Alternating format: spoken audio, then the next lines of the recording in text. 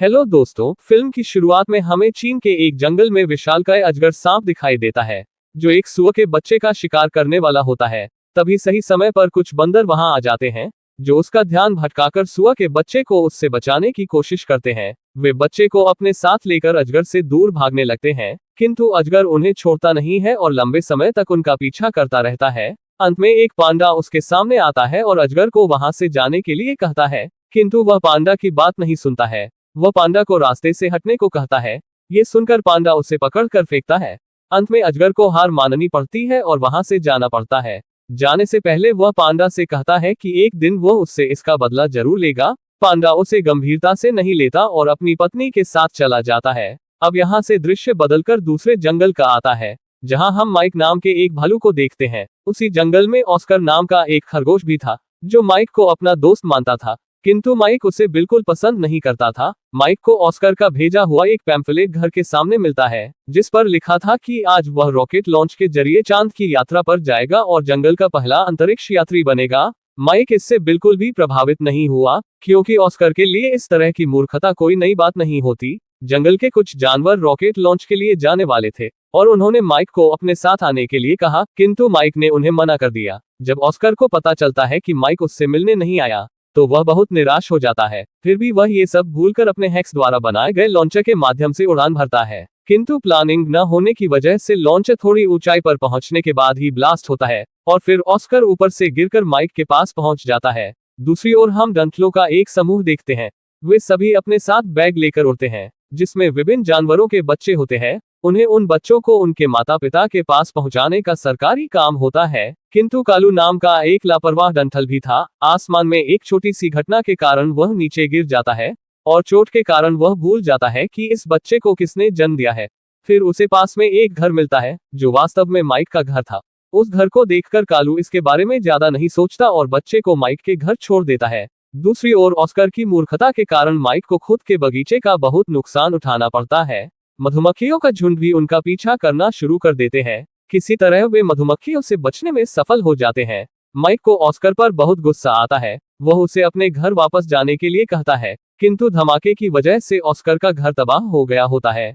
वह अपने घर नहीं जा सकता था। इसी बीच दोनों को अपने सामने एक बैग दिखाई देता है, जिसे कालू ने छोड़ा था। जब वे इसे देखते हैं तो उन्हें इसमें एक बेबी पांडा मिलता है। जब बच्चा उन्हें देखता है तो वह बिना किसी कारण के रोने लगता है। माइक इससे बहुत चिढ़ जाता है और ऑस्कर से उसे शांत करने के लिए कहता है। ऑस्कर उसे बताता है कि शायद वह भूखा है और दूध के लिए रो रहा है, किंतु वे किसी भी तरह दूध का प्रबंधन नहीं कर सके। ऑस्कर उसे नारियल पानी देकर शांत करता है। माइक को बच्चे बिल्कुल पसंद नहीं थे, इसलिए वह ऑस्कर से कहता है कि वह कुछ करे और बच्चे को उसके माता पिता के पास ले जाए, किंतु ऑस्कर यह काम अकेले नहीं कर सकता था। फिर मानचित्र के माध्यम से उन्हें पता चलता है कि पांडा चीन के जंगलों में पाए जाते हैं। इसका मतलब है कि उन्हें इस बच्चे को उसके माता पिता तक पहुंचाने के लिए एक लंबी यात्रा करनी पड़ेगी। माइक को एक शॉर्टकट मिल जाता है। वह उस रास्ते से वहां जाने का फैसला करता है। ऑस्कर भी इस यात्रा में उनके साथ शामिल होना चाहता था। माइक पहले से ही उस पर बहुत क्रोधित था, इसलिए उसने उसको मना कर दिया और नदी के माध्यम से अकेले अपनी यात्रा शुरू की। किंतु थोड़ी देर नौकायन करने के बाद उसे पता चलता है कि ऑस्कर भी छिपकर उसके साथ आया है। ये जानने के बाद माइक उस पर चिल्लाने लगता है और उसे वापस जाने के लिए कहता है। अब जैसे ही ऑस्कर जाने लगता है, बच्चा फिर से रोने लगता है। यह माइक को बहुत परेशान करता है। तभी ऑस्कर उसे अपने तरीके से शांत करता है।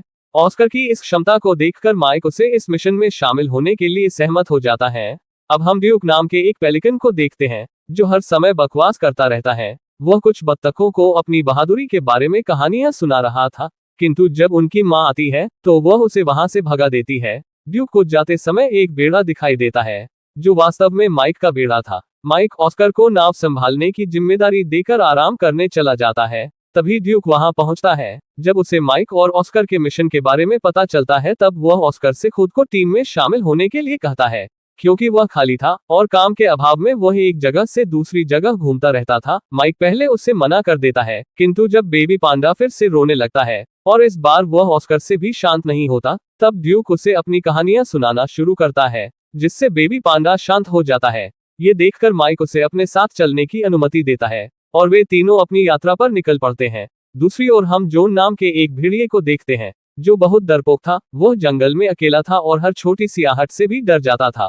और जब भी वह घबराता था तो कुछ देर के लिए जम जाता था। उसके डर की वजह से उसे दल से बाहर निकाल दिया गया होता है। साथ ही वह बहुत मतिभ्रम करता था। डर की वजह से उसे अपने जैसी शख्सियत दिखाई देती थी, जो वास्तव में मात्र उसके मन का भ्रम था। और डर के मारे जो शख्सियत बनी थी, वह उसे और भी डराने की कोशिश करता है। इधर रात में माइक और उसके दोस्त एक जगह आराम कर रहे थे। इसी बीच अपने व्यक्तित्व से भागते समय जॉन माइक और उसके दोस्तों के पास आता है। वह उन्हें देखते ही डर के मारे फिर से जम जाता है। जब माइक जॉन से उसके बारे में पूछता है तो वह अपने बारे में सब कुछ बताता है। फिर माइक उसे अपने मिशन के बारे में बताता है। जॉन भी उसे अपने साथ ले जाने के लिए कहता है, क्योंकि वह वैसे भी खुद से बहुत डरा हुआ था और उस जंगल में अकेला भी था। माइक को उसकी हालत पर दया आती है और वह उसे अपनी टीम में शामिल कर लेता है और फिर सभी अपने मिशन के लिए रवाना होते हैं। नदी के रास्ते चलते समय अचानक धुंध के कारण उन्हें आगे का रास्ता नजर नहीं आता है और उनकी नाव चट्टान से टकराने लगती है। माइक ड्यूक से पांडा के बच्चे को अपने साथ लेकर जाने के लिए कहता है। ड्यूक ऐसा ही करता है, किंतु तभी चट्टान से टकराने के कारण उनका बेड़ा टूट जाता है और पानी के प्रवाह के साथ वे नदी के किनारे पहुंच जाते हैं, जिसकी वजह से वे नदी के रास्ते से आगे का रास्ता तय नहीं कर पाते। माइक को इस स्थिति में बहुत गुस्सा आता है। बेबी पांडा भी रोने लगता है। माइक के कई प्रयास के बाद भी वह शांत नहीं होता।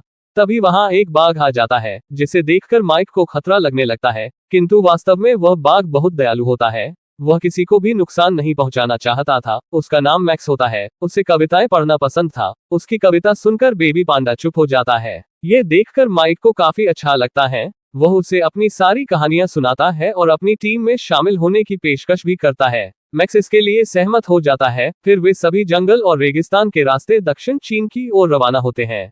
रास्ते में उन्हें चीन की महान दीवार भी मिलती है और वे इसे पार करने की कोशिश करते हैं। ड्यूक बेबी पांडा को अपने साथ ले जाता है और आसानी से उसे पार कर लेता है। माइक बाकियों को एक एक करके दीवार के दूसरी ओर फेंकता है और अंत में ड्यूक की मदद से खुद भी उस दीवार को पार कर जाता है और इस तरह वे दक्षिण चीन के जंगल में पहुंचते हैं। थकान के कारण वे थोड़ा आराम करने का फैसला करते हैं।